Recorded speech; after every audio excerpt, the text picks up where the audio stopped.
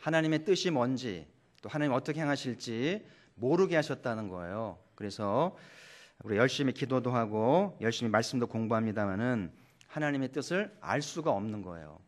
하나님이 측량할 수 없게 하셨다. 우리 이 말씀을 잘 깨닫고 너무 알려고 하면 안 돼요.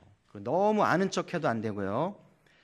그래서 늘 여러분들이 하나님 모르게 하셨기 때문에 모르게 하나님의 섭리를 따라서 잘 사는 게 필요하고요. 그래서 여러분들이 교회에서 가르치는 것 이상으로 알려고 하면 문제가 돼요. 이 강단에서 선포되는 이상을 검색을 한다든지 딴 데 가서 배운다든지 하면은 꼭 문제가 일어나더라고요. 그래서 늘 여러분들이 교회에서 가르치는 것 이상을 알려고 하지 않기를 바라고, 혹시 여러분 주위에 그걸 이렇게 아는 척을 하고 안다고 말하는 사람은 굉장히 조심해야 됩니다. 하나님이 모르게 하셨는데 안다고 말하는 거는 문제가 있는 거예요. 하나님한테 괘씸자가 될 수도 있지 않겠어요? 그래서 하나님이 보여주신 만큼만 알면서 살아야 되겠다는 말씀을 잘 배우시길 바라고요.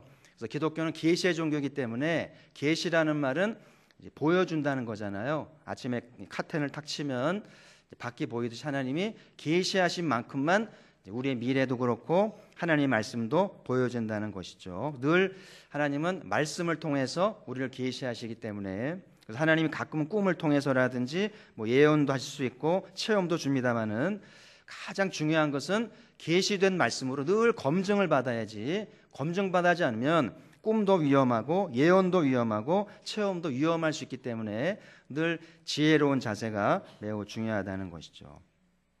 늘 신앙생활도 그렇고요, 인생을 살면서 저는 잘 모릅니다, 그래야 겸손하다는 말을 듣고 그게 정답인 거예요. 괜히 아는 척하고 괜히 이렇게 나대면은요, 그게 오히려 모르니만 못하게 될 수 있다는 것을 전도자를 통해 배웠는데요. 그래서 하나님이 아브라함을 부를 때 하시는 말씀이 내가 너에게 보여줄 땅으로 가라 그랬거든요. 보여준 땅으로 간 게 아니라 보여줄 땅으로 가라고 그랬는데, 그래서 아브라함이 고향을 떠날 때만 해도 어디로 갈지 몰랐어요. 일단은 떠나라는 말씀에 순종해서 떠난 것뿐이에요. 동으로 가야 될지 서로 가야 될지 몰랐다는 상황이죠. 근데 하나님이 조금씩 한 걸음씩 한 걸음씩 아브라함에 계시하셔서 이제 인도하시면서 가나안으로 인도하셨잖아요. 그러니까 아브라함 입장에서는 답답한 거예요. 얼마나 불안하겠어요. 잘 살았는데, 우르는 첨단 도시 아니에요? 잘 살았는데 갈 곳도 말씀하지 않고 떠나라 그러니까 얼마나 불안 답답하지 않겠어요? 앞으로 어떻게 될는지, 앞으로 지금 내가 좀 잘 살고 있는지 흔들릴 수도 있다는 생각이 들어요. 그러니까 이제 실수도 많이 했잖아요. 근데 놀라운 것은 그럼에도 불구하고 아브라함이 하나님을 믿음에 하나님 이를 의로 여기셨다. 할렐루야. 이게 믿음인 거예요. 다 하나님을 모르지만, 좀 때론 답답하고 불안하지만 난 하나님을 믿어. 하나님이 모든 아름답게 선하게 하실 거야. 그러면서 믿고 나아가는 것을 하나님 의로 여기셨고 그 믿음이 이제 인정을 받게 되잖아요. 그래서 기독교 신앙은 이제 모험이 필요한 거고요, 용기도 필요하고 순종이 필요하다는 것이죠. 전도자가 말하는 것은 왜 하나님 모르게 하셨는가? 하나님을 경외하게 하시려고. 그래서 여러분 보세요. 하나님이 우리가 원하는 대로 다 들어준다고 해보세요. 무슨 기도라든지 다 들어준다고 하시고요, 하나님 모든 계획을 다 말씀했으면 어떻게 될 것 같습니까? 어떤 사람들은 그러대요.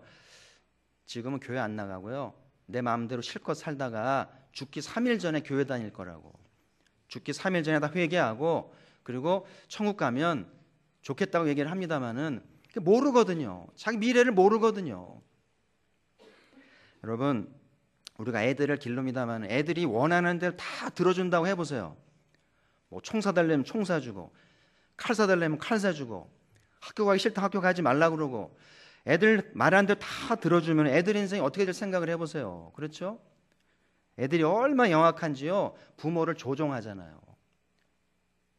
부모 위에서 애들이 부모를 조종하잖아요. 그래서 하나님이 당신을 계시하기를 더디하시고 모르게 하신 데에는 그런 이유가 있는 것 같아요. 인간이 얼마나 영악하고요, 얼마나 하나님을 조종하려고 하는지 모르기 때문에 하나님은 절대 우리에게 조종당하는 분이 아니고요, 하나님의 뜻을 이루시는 분이에요. 우리가 아무리 하나님을 거역할지라도 당신은 당신의 뜻을 이루시고야 마시는 분이시죠. 오히려 하나님 뜻 따르지 않을 때는 엄히 꾸짖고 징계하고 심판하시는 엄미하신 분이라는 사실이죠. 그래서 오늘 전도서를 통해서 이제 하나님이 당신의 뜻 다 계시하지 않았는데 어떻게 살란 말인가.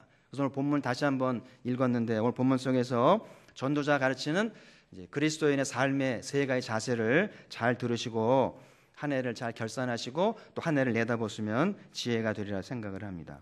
첫 번째는 노고를 주사 애쓰게 하셨습니다. 노고라는 말은 고생한다는 얘기죠. 힘들게 산다는 얘기예요. 이게 하나님의 우리에게 바라시는 삶의 방식인 거예요. 고생 좀 하라는 거죠. 그래서 우리가 살면 세상에 쉬운 게 하나도 없잖아요. 사랑도 어렵고, 그죠?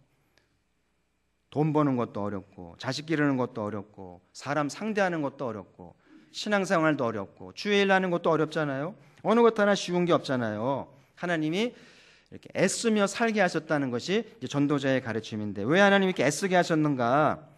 뭐든지 애써 얻어야 귀한 줄 아는 거예요. 쉽게 얻으면 귀한 줄을 모르고요, 쉽게 잃어버리기 때문에 그런 생각이 듭니다. 제가 지난 주일날 보네퍼를 소개하면서 값비싼 신앙, 값싼 신앙을 소개했잖아요. 우리 신앙도 쉽게 얻은 신앙,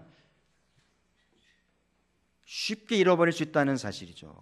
한 젊은이가 예수님께 나와서 주를 따르겠다고 했을 적에 내 계명을 지켜라. 다 지켰다는 거예요.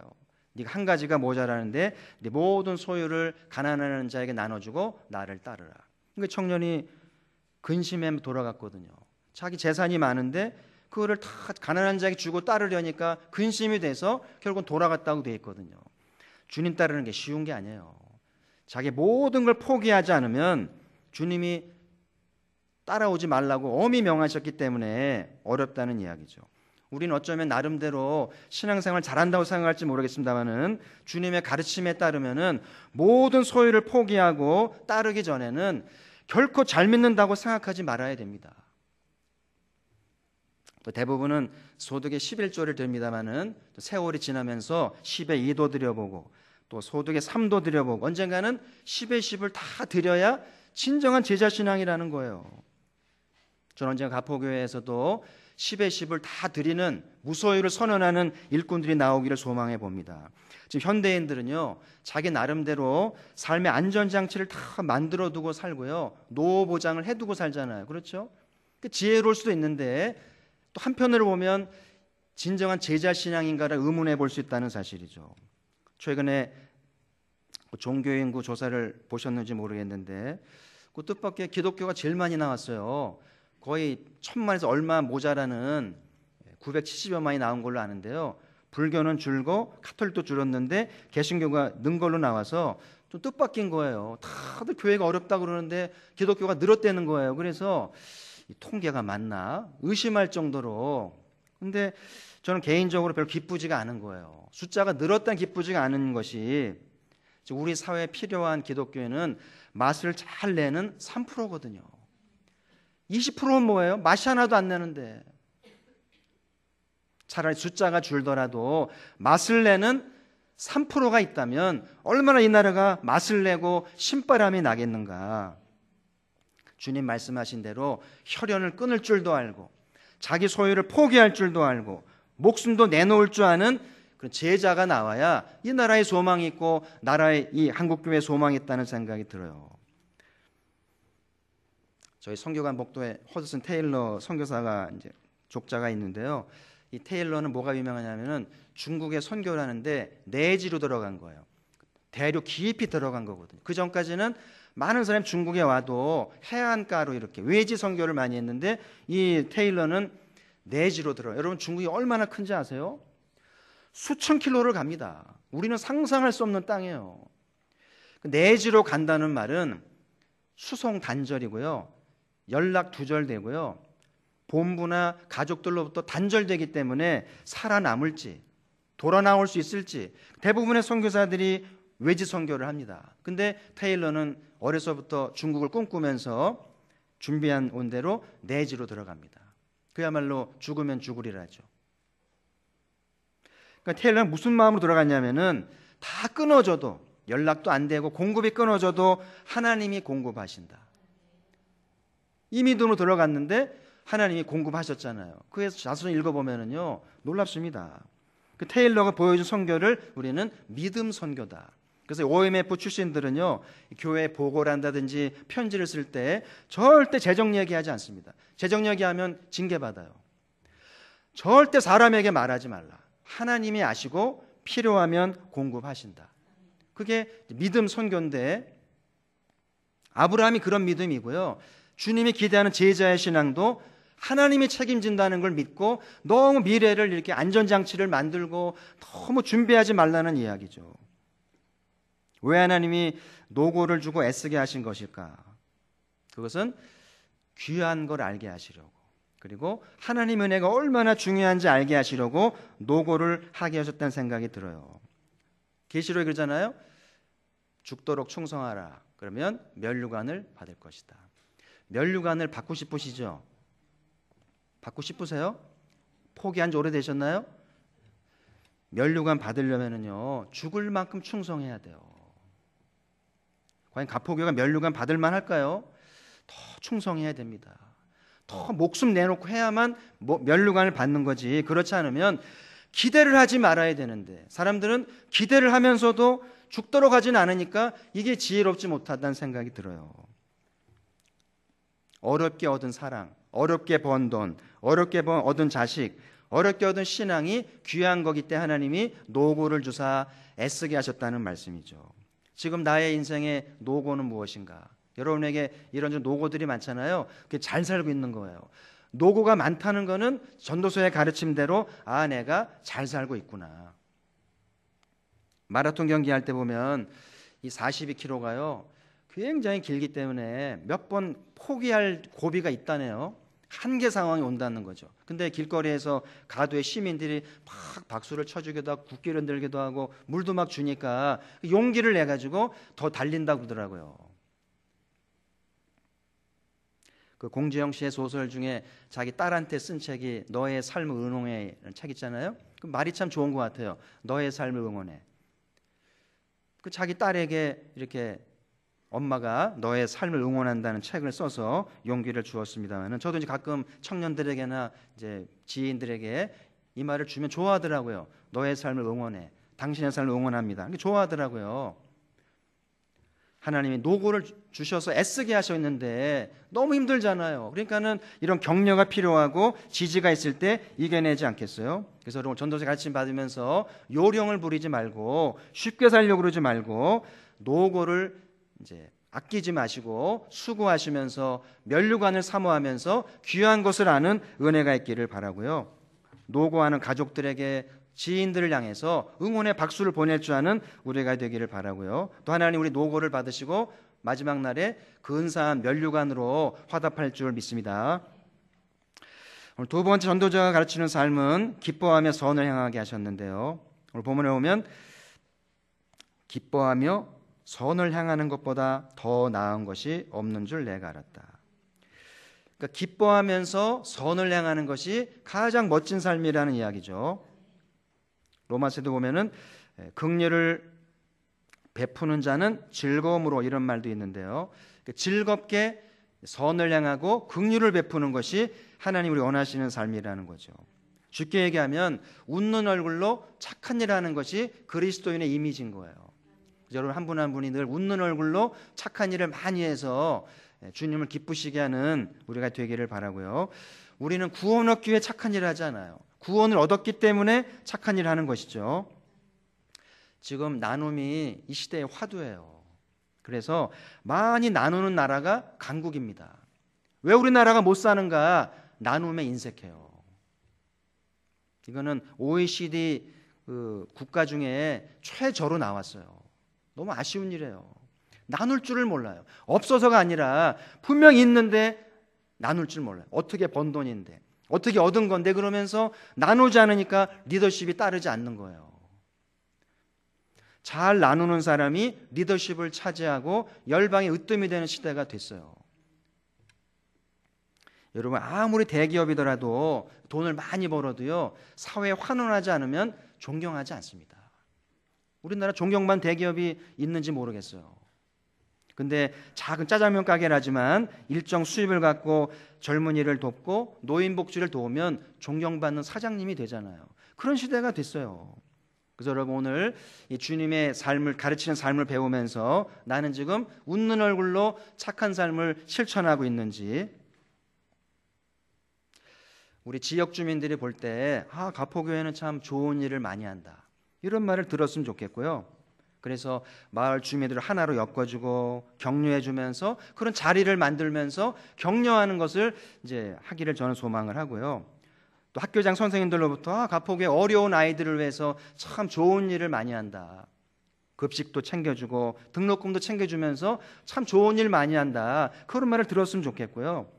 또 지역 상인들로부터 가포교회가 좋은 일을 많이 해서 상권이 살아난다는 말도 저는 들었으면 좋겠어요. 그러면 사람들이 교회에 대한 신뢰를 회복하고 교회로 오지 않겠어요?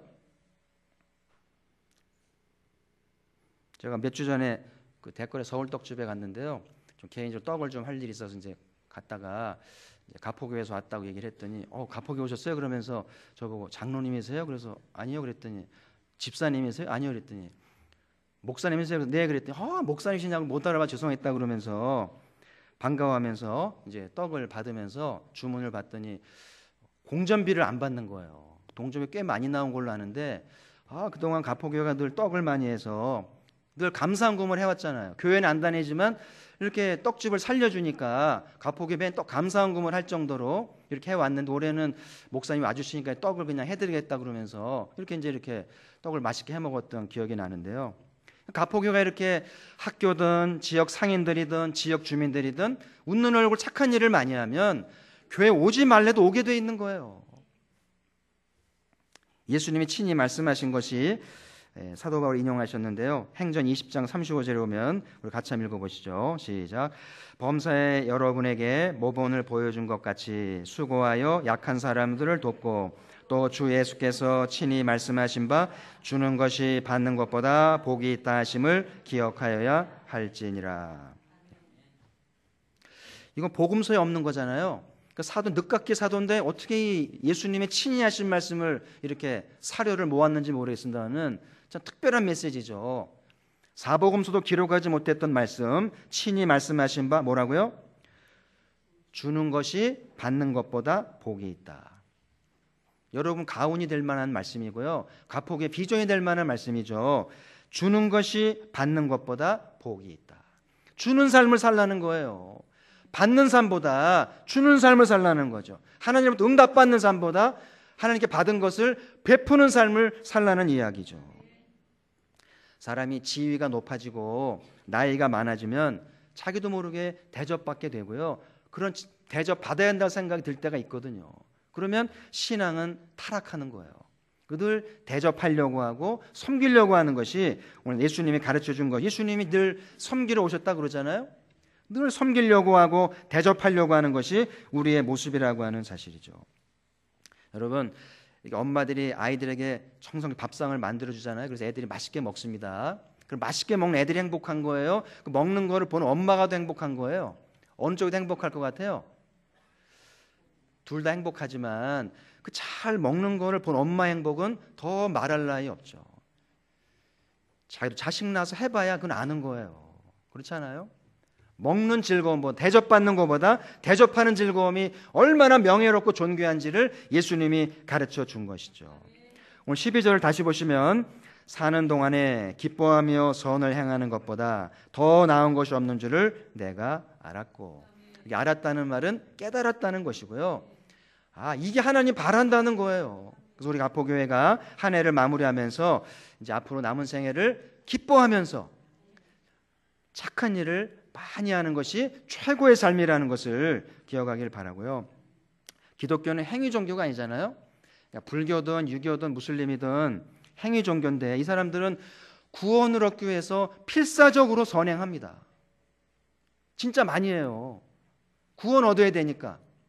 근데 우리 기독교는요, 그런 타 종교인들보다 더 강력하게 선을 행하는 거. 왜냐하면 구원 받게 하셨기 때문에. 구원 받기 위해 필사로 하는 선행보다 구원받은 감격으로 하는 선행이 더 진실되고 더 강력하다는 것을 우리가 알아야 됩니다. 그래서 저는 그런 생각이 들어요. 은혜를 받은 것과 우리의 선행은 비례한다. 그래서 은혜를 많이 받으면 많이 나누는 것이고 은혜를 적게 받으면 적게 나누게 되어 있는 거예요. 2017년도에는 은혜를 많이 받아야 되겠죠. 은혜를 많이 받아서 많이 나누는 삶이 되었으면 좋겠어요. 그래서 구원받기 위해 필사적으로 하는 선행보다 구원받은 그리스도인의 선행이 더 멋지고 아름답다는 말을 인정받게 되면 불자들이 다 교회로 돌아올 줄 믿습니다. 혹시 여러분 중에 은혜를 많이 받으면 많이 나눠야 되니까 은혜를 조금만 받아야 되겠다 이렇게 생각하는 분이 계시면 굉장히 어리석은 어린아이의 모습이에요. 여러분, 마리아가 옥합을 깼잖아요. 그 옥합은 결혼을 위해 준비한 거예요. 자기 일생 한 번밖에 없는 결혼을 위해 준비해 둔 거를 깬다는 거는 쉬운 게 아니죠. 그러니 마리아 은혜 받고 옥합을 깼습니다. 이제 마리아 결혼 못 합니까? 주님이 넌 독신으로 살아 그러시겠어요? 주님이요 옥합보다 더 좋은 걸 주시지 않겠어요? 주님은 인색한 분이 아니잖아요. 어찌 주님의 거저가 있겠어요? 더 좋은 것으로 채워줄 줄 믿습니다. 은혜를 많이 받고 많이 베푸는 삶이 되는 것이 우리 전도자에게 배워야 할 지혜로운 삶이라는 것이죠. 자, 세 번 전도자 가르치는 삶은 낙을 누리게 하신 것인데요. 오늘 낙을 누리는 것이 하나님의 선물이다. 한번 따라합시다. 낙을 누리는 것이 하나님의 선물이다. 짧은 인생 좀 낙을 누려야 돼요. 낙이 있어야 된다는 거예요. 즐거움이 있어야 된다는 이야기죠. 하나님 인생들을 지으시고 에덴을 주시면서 행복하라는 거 아니에요. 낙을 누리라는 겁니다. 그래서 에덴은요 완벽한 도시잖아요. 물도 많고 먹거리도 많고 자원도 많고 동식물도 많고 사랑하는 사람도 있고 무엇보다 하나님이 정원을 거니시면서 우리를 만나주시니까 완벽한 도시입니다. 그래서 하나님의 의도는 우리를 지으신 것은 노고도 합니다마는 행복하기를 바라시는 것을 잊지 마셔야 돼요. 근데 인간이 죄로 인해서 행복을 차버렸잖아요. 에덴을 쫓겨났습니다. 그래서 낙은 누려야 되겠는데 에덴을 잃어버려서 낙이 어디 있겠어요? 그러니까 술로 낙을 삼고 낙은 낙인데 쾌락을 누립니다. 잘못된 낙이죠. 종종 지하클럽에 열방도 우리나라도 그렇고 지하클럽 젊은이들이 막 춤을 추다가 방화가 돼가지고 나오지 못하고 이게 몰살하는 사건이 가끔 나오더라고요. 너무 안타까운 일입니다. 춤추고 낙하는 건 좋은데 그게 주님이 없으니까 그런 부끄러운 종말을 보면은 아쉬운 생각이 들어요. 그래서 하나님이 보시다 못해 독생자를 보내서 우리를 하신 것을 보내신 것은 에덴을 되찾게 하시려는 거 아니겠어요? 여러분 예수님 믿으면 에덴을 되찾습니까? 에덴을 찾으셨어요? 네. 우리 행복은 돈이 많은 데 있는 거 아닙니다. 너무 돈 벌려고 그러지 마세요. 돈이 많으면 염려도 많고요. 1만 가지 악의 원인이 된다고 그러잖아요. 좋은 집도 행복의 조건이 아니고요. 좋은 지위도 아니고 좋은 사람도 아니고 행복은 예수님 안에 있는 거죠. 우리가 성탄절을 기다리는 것은 그분이 계셔야만 참된 에덴이 있고 행복이 있기 때문인 것을 우리가 알아야 되는 것이죠. 예수님을 내 삶의 주인으로 모시고 예수님도 나를 사랑해 주시면 에덴의 행복을 회복할 수 있다는 사실이죠. 한 번은 바리새인들이 예수님을 찾아와가지고 왜 우리들은 금식하는데 당신들 제자들은 금식하지 않냐?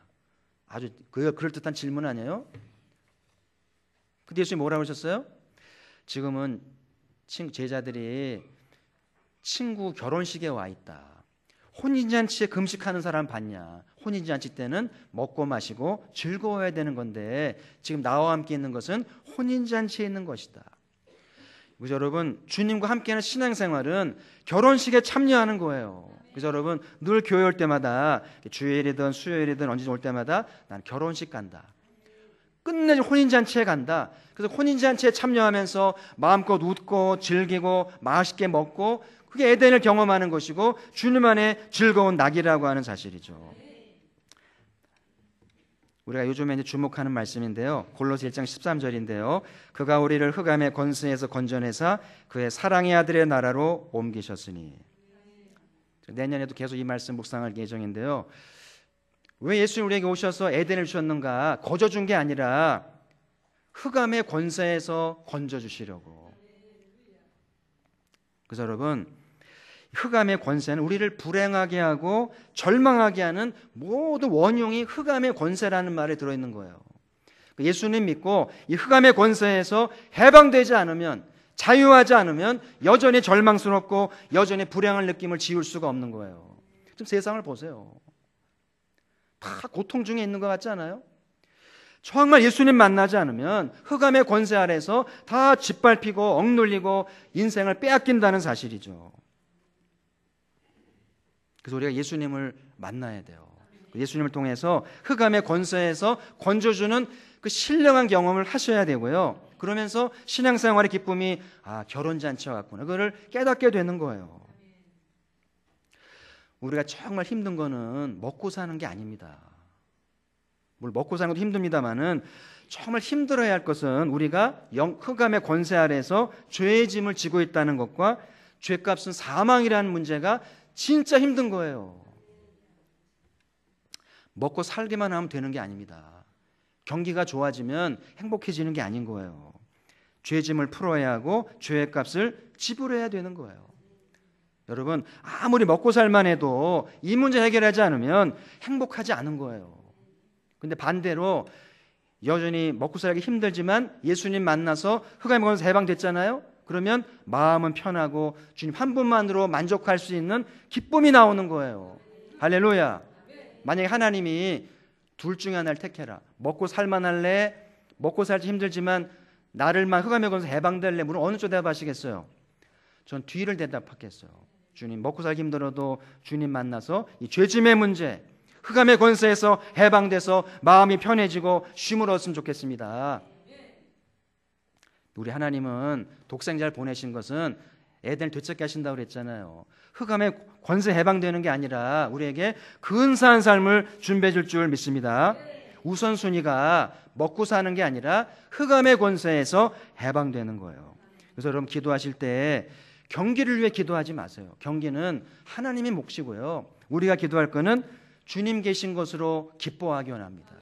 주님, 나를 흑암의 권세에서 해방해 주십시오. 먹고 사는 게 목표가 아니라 주님 만나서 기뻐하기 원합니다. 이런 기도를 드리시길 바라요.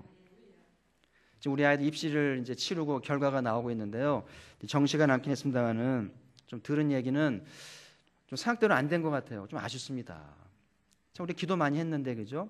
주님의 뜻이 있겠죠. 근데 감사한 거, 우리 아이들이 결과가 생각만큼 나오진 않았는데 염려가 덜 되는 이유가 우리 애들 속에 주님이 있더라고요. 이 아이들도 뜻대로 되진 않았지만 아이들 속에 아이들이 주님을 믿으니까 낙심하지도 않고 덤덤히 앞날을 준비하는 모습이 기특한 거예요. 오히려 부모가 문제예요. 애들은 덤덤한데 부모가 그냥 막 더 조바심할 수 있는데요. 하나님의 계획이 있습니다. 다 떨어져 봤고요. 실패해 봤는데 하나님 더 좋은 계획이 있다는 걸 믿고 감사하면서 덤덤히 헤쳐나갈 수 있기를 바라요. 그럼 예수님이 살아계실 때 무슨 말 들었냐면은 저 양반은 먹고 마시는 걸 탐하는 양반이다, 그런 말을 들었어요. 예수님은 죄인관을 식사하시죠. 오병이어로 대접하시죠. 제자들과 생선을 구워 드시죠. 마지막에도 만찬을 베푸시죠. 늘 먹거리가 떠나지 않았잖아요. 주님의 식탁이죠. 제가 오늘 가폭이 먹거리를 만드는 이유도 주님 때문이에요.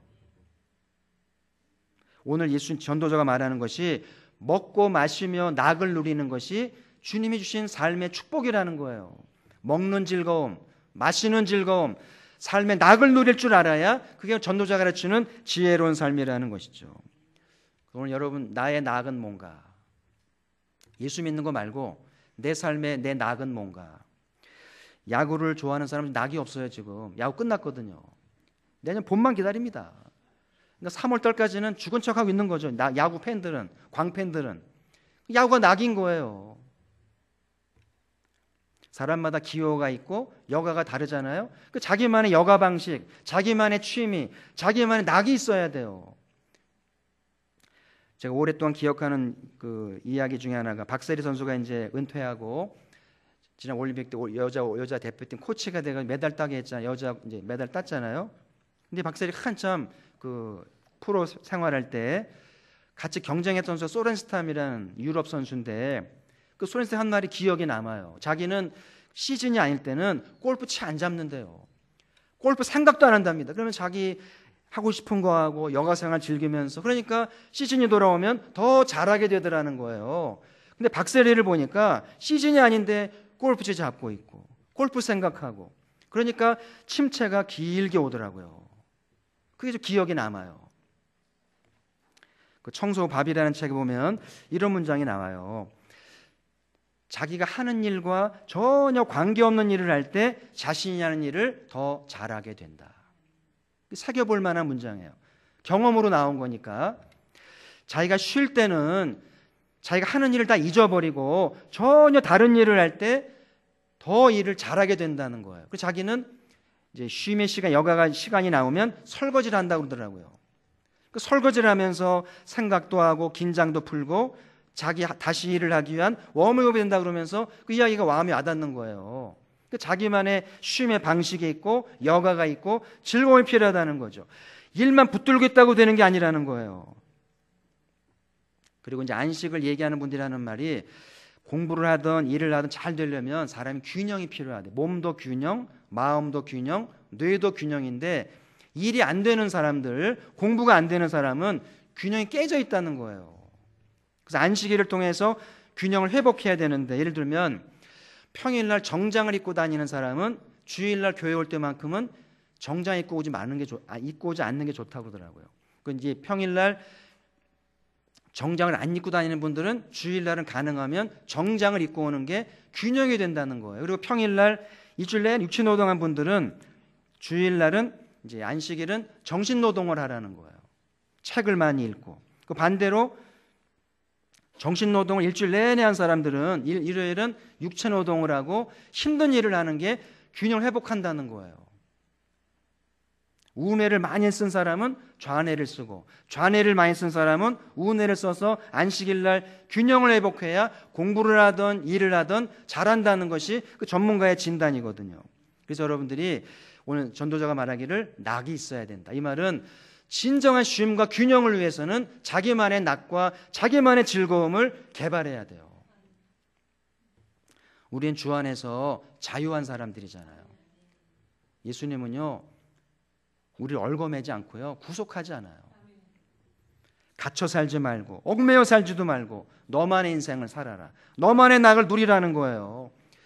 그래서 커피 타임을 갖든 운동 시간을 갖든 여행을 하든 책을 읽든 수다를 떨든 봉사 섬김을 하든 나만의 낙을 가지고 이런 시간들을 갖는 것이 전도자가 가르치는 잘 사는 거고, 그래야 일도 잘하고 삶의 효율성이 있다는 거예요. 중요한 것은 내가 늘 주 안에 있는가, 주 안에 있으면서 이런 낙을 누릴 줄 아는 것이 전도자가 말하는 지혜롭고 행복한 인생이라고 하는 사실이죠. 오늘 세 가지를 배웠습니다. 한 가지는 하나님이 노고를 하게 하셨다.